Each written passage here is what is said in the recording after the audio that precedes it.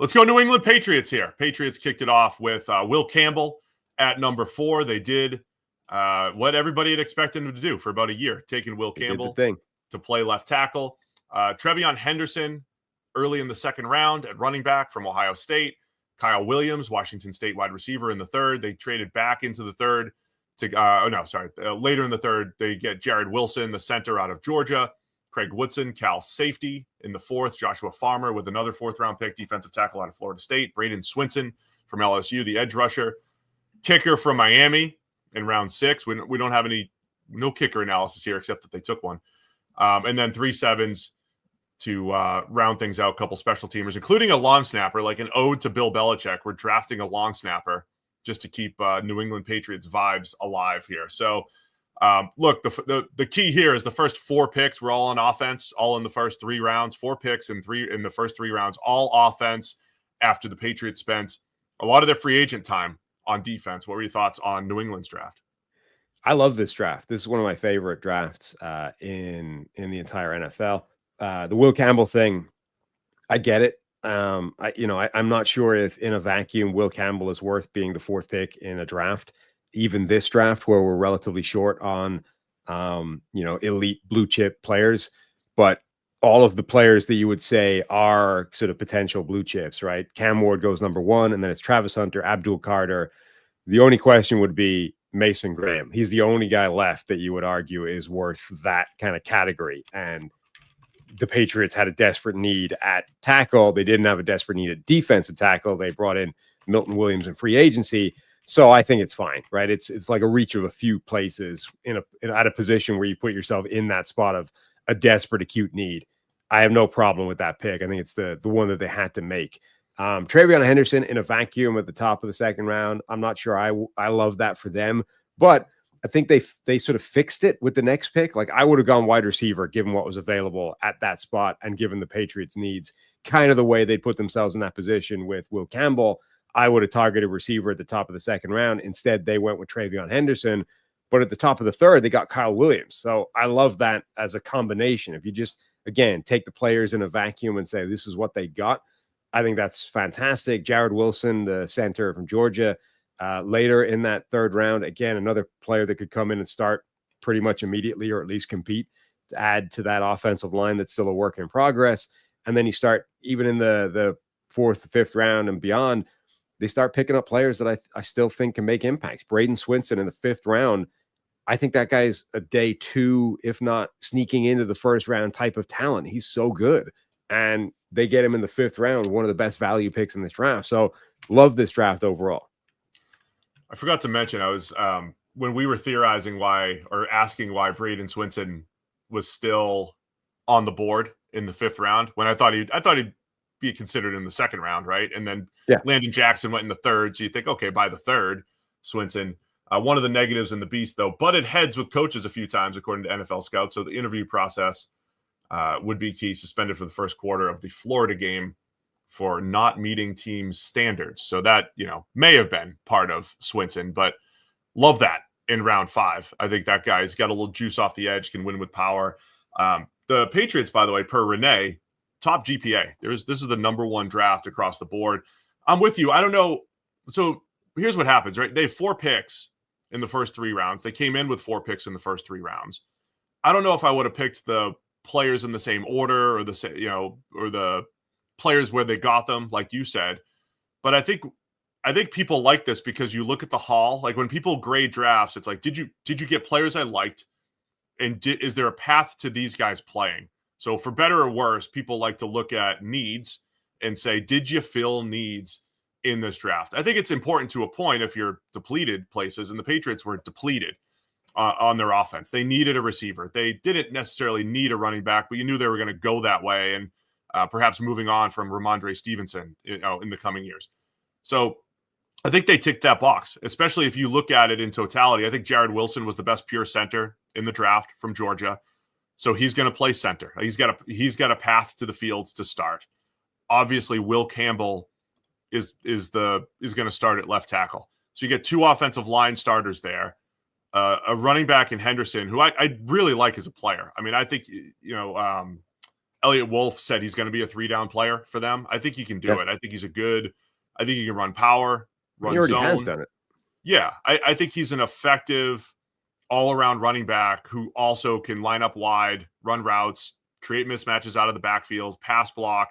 I think he could do it all. And I really liked Henderson as a runner. I don't think he's just a 70-yard every now and again big play threat. I think he's just a good all-around runner. So you got a running back. And you have Kyle Williams, who 5th-year breakout. His best year was his 5th year, but he goes to the Senior Bowl, slick route runner, and I think he becomes a really nice weapon to add to Stephon Diggs. There's probably more to do in the receiver room there, but this draft was a really good step in the right direction. And when you go back, remember we came out of free agency and we said Drake May needs help, and they tried to get Chris Godwin, and they were in on Cooper Kupp. They were in on a lot, and they didn't get it. They just didn't get who they wanted. But they ended up making some big investments on the defensive side of the ball, which, by the way, needed similar help. Milton Williams, Carlton Davis, right? Now they make 4 big investments on the offensive side. All 4 can be starters, and I think that's why it feels good looking at the Patriots draft that they're getting players that are going to have a path to the field right away. Hey, guys, just taking a quick break to tell you, hey, just over 50% of you are still unsubscribed to Check the Mic. It helps the channel. It helps to make sure that you don't miss any of our shows. So if you have a chance, hit the subscribe button right now. Yeah, I mean, Kyle Williams is arguably the best separator in this entire draft. Like, he gets open, and he's got quickness, and he's got speed, and he's got run after the catch ability, and maybe he can be even more than that as well.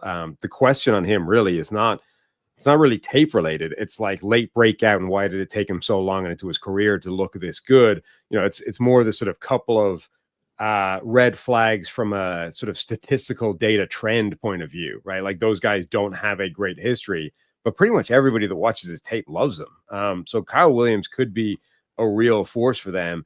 It's going to, like, the rest of that receiving core is kind of chaotic. And it's like, I don't know what shape it's going to end up taking. They've got the duo that they drafted last year in Jalen Polk and Javon Baker, who a lot of people like. Jalen Polk had one of the worst rookie seasons of anybody ever.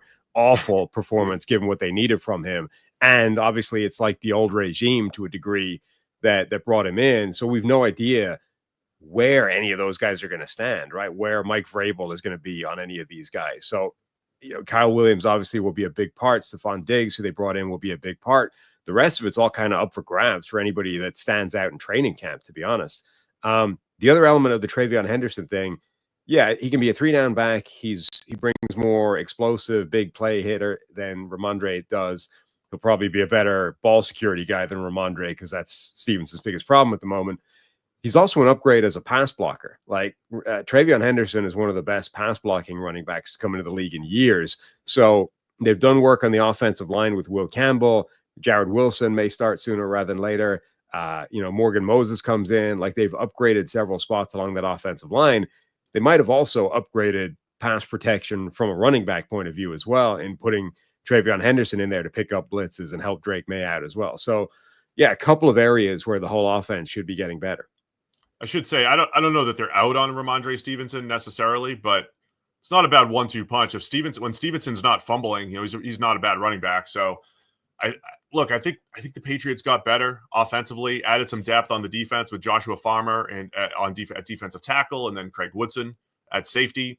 And they at least have better playmakers than they had previously. And here's the thing. I don't know if you feel this until year 2. We keep talking about creep back toward average. And Jared Wilson, again, I don't even know if he beats Garrett Bradbury out at center. I think he certainly has a chance, but it's difficult for rookie offensive linemen to make an immediate impact. This is getting the pieces moving in the right direction. Even Marcus Bryant as a 7th-round developmental tackle, you know, could he eventually develop into a replacement for Morgan Moses? I think a lot of good picks here by New England, good solid picks and impact players, if not in year 1, by year 2, because trusting Will Campbell to hit the ground running or Jared Wilson to hit the ground running and just be better than Garrett Bradbury, that might be a little rich. But by year 2, you expect those guys to start. Kyle Williams to be the starting receiver, TreVeyon Henderson the starting running back. So moving in the right direction in New England for Drake May. Yeah, and generally the NFL does not love starting rookie centers day one, because typically they have more responsibility in terms of blocking calls and that kind of thing. But he might start at guard day one. Like, he could potentially unseat Cole Strange before he unseats Garrett Bradbury. Anything else on the Patriots? Number one GPA there. Do we need to rehash the Will Campbell arm length discussion? No, we don't. But we do for the first time. Athletic. Yeah. For the first time, we need to turn to the undrafted free agent signing list because the Patriots brought in the great Lan Larison at running back. Ooh, maybe Larison. What if he outperforms TreVeyon Henderson? What if he outperforms Ramondre Stevenson?